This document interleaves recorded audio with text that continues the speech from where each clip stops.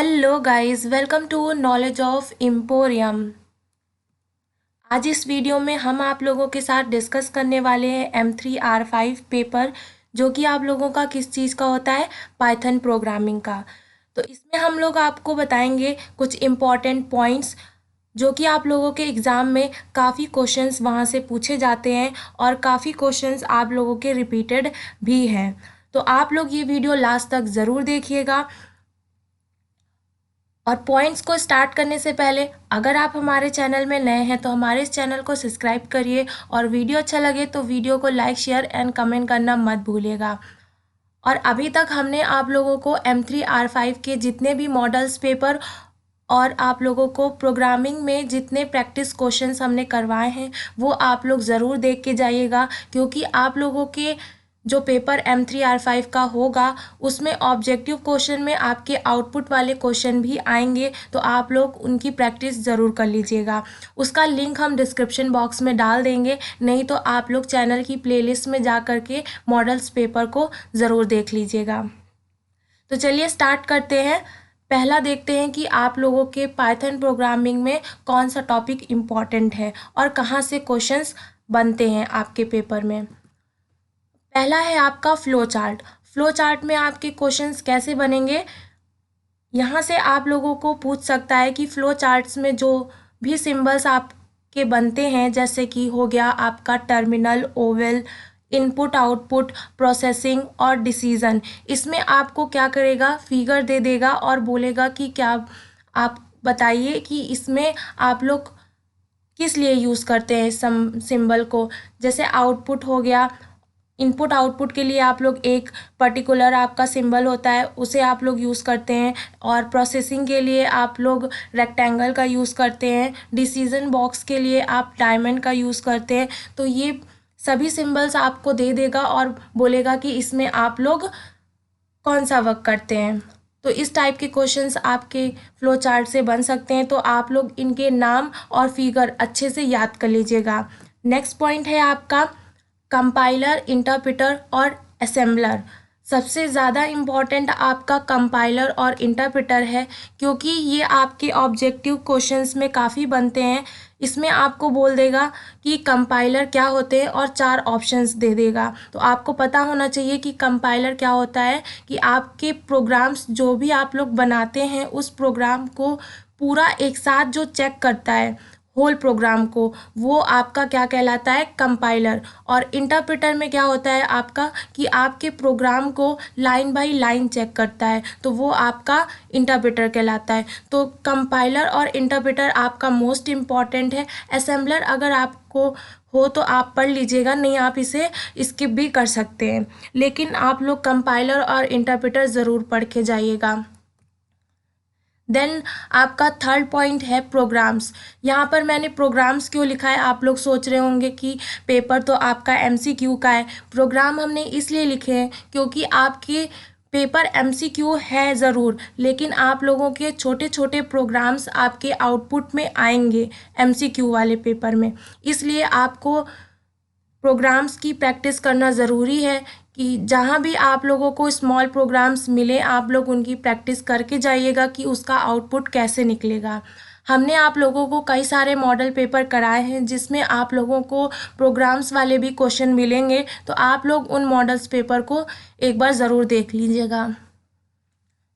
Next point देखते हैं, जो कि आपका फोर्थ पॉइंट क्या हो जाता है, फुल फॉर्म। तो आपके पूरे ही पेपर्स में जितने भी चैप्टर्स हैं आपके, और चैप्टर में जो जो आपको फुल फॉर्म मिले सभी फुल फॉर्म आप लोग याद कर लीजिएगा, क्योंकि आपका फुल फॉर्म का 1 या 2 क्वेश्चन ज़रूर बनता है पेपर में। तो आप लोग फुल फॉर्म सभी लर्न कर लीजिएगा। एंड फिफ्थ पॉइंट आपका क्या है, फाइल एक्सटेंशन। ये चीज़ आपको पता होनी चाहिए कि जब भी आप लोग पाइथन शेल में कोई फाइल बनाते हैं तो उसमें आप लोग किस एक्सटेंशन के साथ फाइल को सेव करते हैं, .py। तो ये चीज़ आप मत भूलिएगा, ये क्वेश्चन आपका मोस्ट इम्पॉर्टेंट है। हो सकता है पिछली बार आपका एग्ज़ाम में ये पूछा गया था, हो सकता है कि इस बार भी ये पूछा जाए। तो आप लोग ध्यान रखिएगा कि जब भी आप लोग पाइथन शेल में कोई फाइल बनाते हैं तो उसको .py से सेव करते हैं। एंड आपका 6 पॉइंट क्या है, ग्लोबल एंड लोकल वेरिएबल। ये भी आपका मोस्ट इम्पॉर्टेंट टॉपिक है, यहाँ से भी आपके काफ़ी क्वेश्चंस एग्जाम में बनते हैं। क्वेश्चन कैसे बनेंगे, या तो आपसे पूछ लेगा कि लोकल और ग्लोबल वेरिएबल्स होते क्या है। तो सबसे पहले आप लोग जान लीजिए कि ग्लोबल वेरिएबल्स आपके वो होते हैं जो कि आप लोग प्रोग्राम्स में कहीं भी डिफाइन कर सकते हैं, लेकिन आपका जो लोकल वेरिएबल्स होता है उसे आप लोग केवल प्रोग्राम्स के अंदर डिफाइन करते हैं। तो ये आपका ग्लोबल और लोकल वेरिएबल से इस तरह से क्वेश्चन बन जाता है, और आपसे लोकल और ग्लोबल में आपका प्रोग्राम भी बनाकर देता है, जिसमें आपको पता होना चाहिए कि इसे प्रोग्राम में कैसे यूज़ करते हैं। तो एक बार आप लोग ग्लोबल और लोकल वेरिएबल वाला टॉपिक ज़रूर पढ़ लीजिएगा। नेक्स्ट पॉइंट आता है आपका 7th पॉइंट, जिसमें हमने डाल रखा है नंबर्स।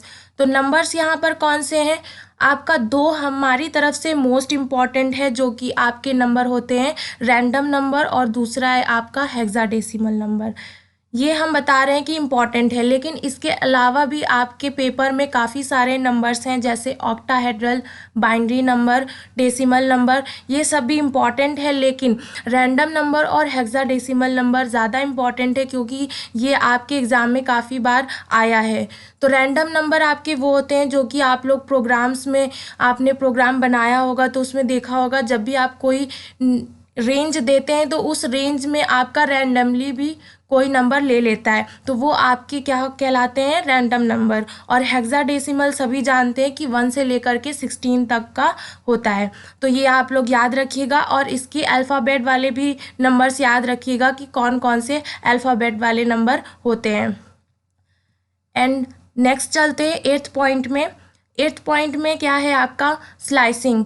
स्लाइसिंग से भी यहाँ आपके क्वेश्चंस बनते हैं। स्लाइसिंग क्या होती है, यहाँ पर आपके प्रोग्राम्स में आप लोग इसे यूज़ करते हैं। इसमें आपके 3 स्टेप्स होते हैं। यहाँ पर पहला आपका आता है बिगिन, दूसरा आता है एंडिंग, और तीसरा आता है आपका स्टेप।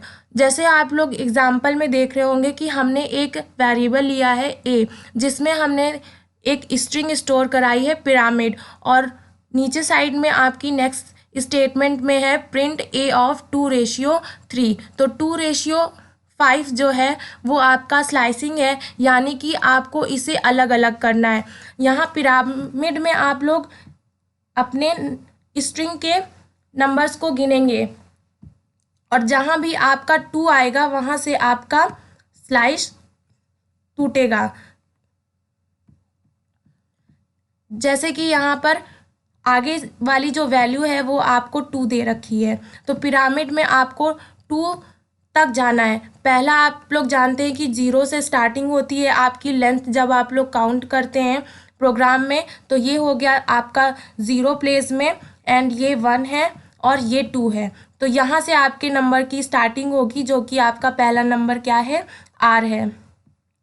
तो आपका R लेगा, देन R के बाद आपका R जो है वो 2 प्लेस में है, तो 2, 3 एंड 4 जो है वो आपका M है। देन 5 I में आएगा। तो जब भी आप लोग स्लाइस करते हैं तो आपका जो लास्ट नंबर होता है उससे एक कम तक का आपका प्रिंट होता है। तो यानी कि यहाँ पर 5 बोल रहा है तो आपका 4 तक का प्रिंट होगा। तो प्रिंट होकर के आपका क्या आउटपुट आएगा, R, A और M, ये 3 आपके प्रिंट होकर के आएंगे। तो कुछ इस तरह से आपकी स्लाइसिंग के प्रोग्राम्स आपके बनते हैं, जो कि आपके ऑब्जेक्टिव वाले पेपर में पूछा जाता है। तो आप लोग स्लाइसिंग को पढ़ लीजिएगा, और अगर आपको नहीं आता है तो आप लोग इनके क्वेश्चंस 4-5 आप लोग लगा लीजिएगा, ताकि आपके एग्ज़ाम में आए तो आप लोग इसे कर सकें। नेक्स्ट पॉइंट आता है आपका 9th, जिसमें हमने लिखा है ऑपरेटर। तो ऑपरेटर भी आपके काफ़ी इम्पॉर्टेंट हैं, जैसे कि एग्जाम्पल में हो गया आपके concatenator operator, relational operator, repetition operator, membership operator और कंपेयरिंग ऑपरेटर। जितने भी पेपर्स में आपके ऑपरेटर आते हैं, आप लोग उन सभी ऑपरेटर्स को आपको पता होना चाहिए कि कौन सा ऑपरेटर आप लोग बोलते हैं। जैसे कॉन्केटिनेशन में आपका आता है एडिंग के लिए, तो प्लस वाला जो सिंबल है वो आपका कॉन्केटिनेशन ऑपरेटर में आता है। इसी तरह आपका जो दूसरा दे रखा है रिलेशनल ऑपरेटर, उसमें आप लोग इक्वालिटी चेक करते हैं, जैसे not equal to, greater than equal to, less than equal to. तो ये वाले जो आपके ऑपरेटर्स होते हैं वो आपके किस में आते हैं, रिलेशनल ऑपरेटर में। मेंबरशिप ऑपरेटर आपके होते हैं इज और इन, नॉट, ये वाले ऑपरेटर होते हैं आपके। और रिपीटिशन ऑपरेटर आपका एस्ट्रिक वाला होता है, जिसमें आपकी स्ट्रिंग अगर आप ले रहे हैं अपने प्रोग्राम में तो स्ट्रिंग को रिपीट वो करता है, अगर लिस्ट ले रहे हैं तो वो लिस्ट को रिपीटिशन में लेता है।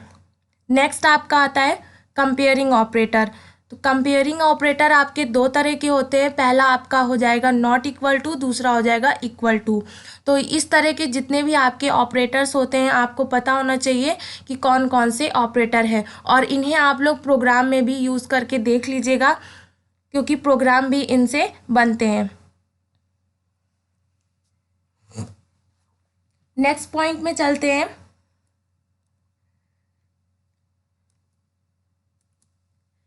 पॉइंट नंबर 10, जिसमें हमने लिया है फंक्शन। तो फंक्शन आप लोगों के लिए मोस्ट इम्पॉर्टेंट है, क्योंकि फंक्शंस के आपके लिए प्रोग्राम काफ़ी फंक्शन से आएंगे। तो जब तक आपको पता नहीं होगा कि कौन सा फंक्शन किस लिए यूज़ किया जाता है, तब तक आप लोग अपने प्रोग्राम में आंसर नहीं निकाल पाएंगे। तो इसमें हमने कुछ कुछ इम्पॉर्टेंट फंक्शंस जो हमें लगते हैं कि पेपर में पूछे जाएंगे वो हमने यहाँ पर लिए हैं। और बहुत सारे आपके पाइथन प्रोग्रामिंग में फंक्शंस हैं, तो आप लोग उन सभी को याद करिएगा, लेकिन यहाँ पर जो हम बता रहे हैं वो भी आप लोग अच्छे से पढ़कर जाइएगा। अगर आपको नहीं आता है तो आप लोग उनको पढ़ लीजिएगा एक बार। जैसे कि हमने पहला फंक्शन लिया है पॉप फंक्शन। तो अगर आप लोग नहीं जानते कि पॉप फंक्शन का वर्क क्या होता है, तो आप लोग जान लीजिए कि पॉप फंक्शन में अगर आप लोग अपने प्रोग्राम में कोई भी एक लिस्ट दे रखी होगी, तो उस लिस्ट में एग्जाम्पल दे करके बताते हैं हम। जैसे मान लीजिए एक लिस्ट ली है आपने, और उस लिस्ट में आपके नंबर्स जो हैं वो 5 नंबर हैं। पहला 1, दूसरा हमने ले लिया 2, एंड तीसरा 3 और 4, एंड लास्ट नंबर है आपका 5। ये आपकी एक लिस्ट हो गई है। इस लिस्ट में जब आप पॉप फंक्शन का यूज़ करेंगे तो आपका क्या होगा कि आपकी लिस्ट में से जो ये लास्ट वाला मेंबर है 5, वो आपका डिलीट हो जाएगा, और डिलीट होने के बाद वो आपको 5 एक रिटर्न भी करेगा कि आपकी लिस्ट में से 5 को रिमूव किया गया है। तो पॉप फंक्शन का ये वर्क होता है। और यहीं पर आपका दूसरा है रिमूव।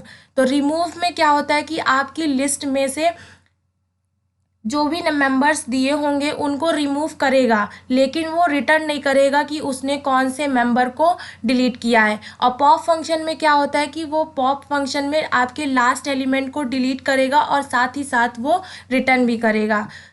एंड आपका थर्ड है डिसगार्ड। तो डिसगार्ड में भी आपका क्या होता है, आपके ही एलिमेंट को डिलीट करता है। देन नेक्स्ट है आपका स्ट्रिप। स्ट्रिप फंक्शन लगाने में क्या होता है, जब भी आप इसे यूज़ करते हैं तो आपका अगर आप स्ट्रिप यूज़ करते हैं तो लेफ़्ट और राइट दोनों ही जो आपके स्पेसेस होते हैं उनको वो रिमूव कर देता है। अगर आप यहाँ पर स्ट्रिप जो है वो दो तरह के होते हैं, एक आपका लेफ़्ट स्ट्रिप भी होता है और दूसरा आपका राइट स्ट्रिप भी होता है। तो अगर आप लेफ़्ट यूज़ करेंगे तो वो लेफ़्ट वाले में से आपके जितने भी स्पेसिंग होंगे उनको रिमूव करेगा, अगर राइट करेंगे तो राइट से। देन नेक्स्ट आपका आता है इंसर्ट। तो इंसर्ट में क्या होता है कि आपके जो भी लिस्ट है उसमें आपके मेंबर को ऐड करता है, इसलिए आप लोग इंसर्ट का यूज़ करते हैं। और इंसर्ट में आप लोग हमेशा जब भी कोई भी लिस्ट रहेगी उसमें आप लोग इंसर्ट फंक्शन का यूज़ करेंगे तो वहाँ पर आपको दो चीज़ें देनी होती है। पहला आपको फंक्शन के अंदर पोजीशन देनी होगी और दूसरा आपको वैल्यू देनी होगी। एंड नेक्स्ट फंक्शन है आपका एक्सटेंड फंक्शन। तो एक्सटेंड फंक्शन में भी आपकी लिस्ट में एलिमेंट को ऐड करता है, लेकिन ये कैसे एलिमेंट को ऐड करता है, अगर आपको एक से ज़्यादा एलिमेंट ऐड करवाने हैं अपनी लिस्ट में, तब आप लोग एक्सटेंड का यूज़ करेंगे, नहीं तो आप लोग इंसर्ट का यूज़ कर सकते हैं। और एक और फंक्शन होता है जो कि अपेंड फंक्शन होता है, वो भी आप लोग एलिमेंट को ऐड करने के लिए यूज़ करते हैं। लेकिन सभी लोग जानते हैं कि अपेंड फंक्शन जो है वो आपके लिस्ट में लास्ट में एलिमेंट को ऐड करता है। तो ये 3 फंक्शन है जो कि आप लोग किसी भी एलिमेंट को ऐड करने के लिए यूज़ करते हैं, लेकिन इनका वर्क जो है वो अलग अलग होता है। तो आप लोग इन्हें अच्छे से याद कर लीजिएगा, क्योंकि हमेशा जो ऑब्जेक्टिव क्वेश्चन होते हैं उसमें ये सारे फंक्शन पूछे जाते हैं कि कौन सा फंक्शन आपका किस लिए यूज़ की होता है। नेक्स्ट फंक्शन है आपका रीड फंक्शन। इसमें आपके जो भी फाइल होगी उसमें आपका जो भी कंटेंट होगा वो सभी रीड करके दिखाता है। और नेक्स्ट है रीड लाइन। रीड लाइन में भी आपके कंटेंट को रीड करता है, लेकिन इनका फंक्शंस जो है वो दोनों ही अलग अलग तरीके से होता है। रीड में आप कोई वैल्यू देंगे तो वो उस वैल्यू तक के आपके कंटेंट को रीड करता है, लेकिन रीड लाइन जो होता है वो आपकी लाइन बाय लाइंस को रीड करता है। और यहीं पर आपका तीसरा जो होता है वो आ जाता है रीड लाइंस। तो रीड लाइंस यहाँ पर जो फंक्शन होता है वो आपके जो भी कंटेंट लिखा होगा उसे लिस्ट फॉर्म में आपको आउटपुट में देता है। तो ये 3 हैं जो कि अलग अलग फंक्शन करते हैं। पहला आपका रीड है जो कि आप लोग यहाँ पर जब नंबर जो भी नंबर देंगे वहाँ तक आपके कंटेंट को प्रिंट करेगा। और सेकंड है रीड लाइन जो कि आपके लाइन बाय लाइन को रीड करता है। और थर्ड है आपका रीड लाइंस। रीड लाइंस में आपको एक लिस्ट फॉर्म में देता है। देन आपका आगे है right function and right lines. तो ये भी आपके काम करते हैं। किसी भी फाइल में आपको कंटेंट लिखना हो तो उसलिए आप लोग यूज़ करते हैं। देन नेक्स्ट फंक्शन है आपका टेल फंक्शन और सीक फंक्शन। ये भी आपके मोस्ट इम्पॉर्टेंट फंक्शन है, तो आप लोग इन्हें याद कर लीजिएगा। यहाँ हम ज़्यादा डीपली नहीं जा रहे, आप लोगों को केवल बता दे रहे हैं कि कौन कौन से फंक्शन आपके मोस्ट इम्पॉर्टेंट है। तो आपका टेल फंक्शन हो गया, सीक फंक्शन हो गया, एंड आपका इज़ लोअर फंक्शन हो गया। और स्वैप केस। स्वैप केस आप लोग अच्छे से याद कर लीजिएगा कि इसमें क्या होता है, आपके अगर जो भी लेटर आपका अपर केस होगा वो लोअर हो जाएगा और जो लोअर होता है वो अपर हो जाता है। तो ये याद रखिएगा, ये आपका काफ़ी बार एग्जाम में पूछा गया है। Then int function and round, ceil function और फ्लोर फंक्शन, ये आपके मोस्ट इम्पॉर्टेंट है। जिसमें हम आपको टिक कर रहे हैं वो आपके मोस्ट इम्पॉर्टेंट है। सील फंक्शन हो गया और फ्लोर फंक्शन हो गया, ये आपका इम्पॉर्टेंट है। और टेल फंक्शन और सीक फंक्शन ये आपके फंक्शन इम्पॉर्टेंट है। आप लोग इन फंक्शन को तो पेपर में ज़रूर पढ़ के जाइएगा। नेक्स्ट आपका है रिवर्स। इसमें आपकी लिस्ट को रिवर्स कर देता है और इसमें आपकी लिस्ट को शॉर्ट करता है और इसमें आपकी लिस्ट को स्प्लिट कर देता है। तो ये सभी फंक्शन हैं जो कि आपके काफ़ी बार एग्ज़ाम में पूछे गए हैं। तो इस बार भी चांसेस है कि इनमें से कोई भी आपके एग्ज़ाम में आए। तो इन सभी फंक्शन को आप लोग अच्छे से याद कर लीजिएगा। नेक्स्ट पॉइंट देखते हैं। नेक्स्ट पॉइंट क्या है आपका म्यूटेबल और इम्यूटेबल। ये भी आपका एक क्वेश्चन बनता ज़रूर है आपके पेपर में। आपको बोलेगा कि कौन सा ऐसा आपका मान लीजिए आपको लिस्ट दे दिया और बोलेगा कि आपकी लिस्ट जो है वो म्यूटेबल होती है, इम्यूटेबल होती है, या फिर आपकी बोथ होती है, या none of the above. 4 option आपको इस तरह दे देगा। तो आपको पता होना चाहिए कि लिस्ट जो होती है वो कौन सी होती है, म्यूटेबल होती है या फिर इम्यूटेबल होती है। तो आप लोग याद रख लीजिए कि जो आपका लिस्ट होता है वो आपका म्यूटेबल होता है और जो टपल होती है वो आपकी इम्यूटेबल होती है। तो ये दोनों चीज़ें आप लोग याद रखिएगा। म्यूटेबल का यहाँ मतलब ये है कि आप जो भी लिस्ट लेते हैं अपने प्रोग्राम में वो आप लोग उस लिस्ट में अपडेट कर सकते हैं, लेकिन जो आपका टपल होता है उसमें आपका इम्यूटेबल होता है, वो आपकी लिस्ट को चेंज नहीं करता है। नेक्स्ट पॉइंट आपका आता है 12 नंबर, जिसमें आपको स्टेटमेंट 3 दे रखी हैं। जैसा आपका पहला है ब्रेक स्टेटमेंट, दूसरा है कंटिन्यू स्टेटमेंट एंड तीसरा है आपका पास स्टेटमेंट। आप तीनों ही स्टेटमेंट को अच्छे से पढ़ लीजिएगा और इससे भी आपके क्वेश्चंस पेपर में बन सकते हैं, तो आप लोग इन्हें भी पढ़ लीजिएगा। ये 12 आपके मोस्ट इम्पॉर्टेंट पॉइंट्स हैं। अगर आप लोग पेपर जाते हैं देने इस बार, तो आप लोग ये 12 पॉइंट्स को अच्छे से पढ़ लीजिएगा, क्योंकि यहाँ से आपके क्वेश्चन तो बनते ही बनते हैं और आगे आपके पेपर में तो क्वेश्चन कहीं से भी आ सकता है। लेकिन हमें जो लगा वो 12 पॉइंट हमें इम्पॉर्टेंट लगे, जो कि आपको हमने सोचा बता दें। तो आप लोग यहाँ से ज़रूर पढ़ के जाइएगा। अगर आपको इन 12 पॉइंट्स में से कहीं पर भी आपको ऐसा लगता है कि हमें ये पॉइंट नहीं याद है या फिर हमें नहीं आता है, तो आप लोग उन्हें पेपर से जाने से पहले पढ़ लीजिएगा अच्छे से। तो आप लोगों का इसका पेपर 16 तारीख को है, तो आप लोग अच्छे से अपना पेपर दीजिएगा। हमारी तरफ से ऑल द बेस्ट। और अगर आपको हमारी आज की वीडियो पसंद आई, हमारी इस वीडियो को आप लोग अपने फ्रेंड्स के साथ लाइक शेयर ज़रूर करिएगा। और अगर आप हमारे चैनल में नए हो तो हमारे इस चैनल को सब्सक्राइब करिएगा। Thank you for the watching video.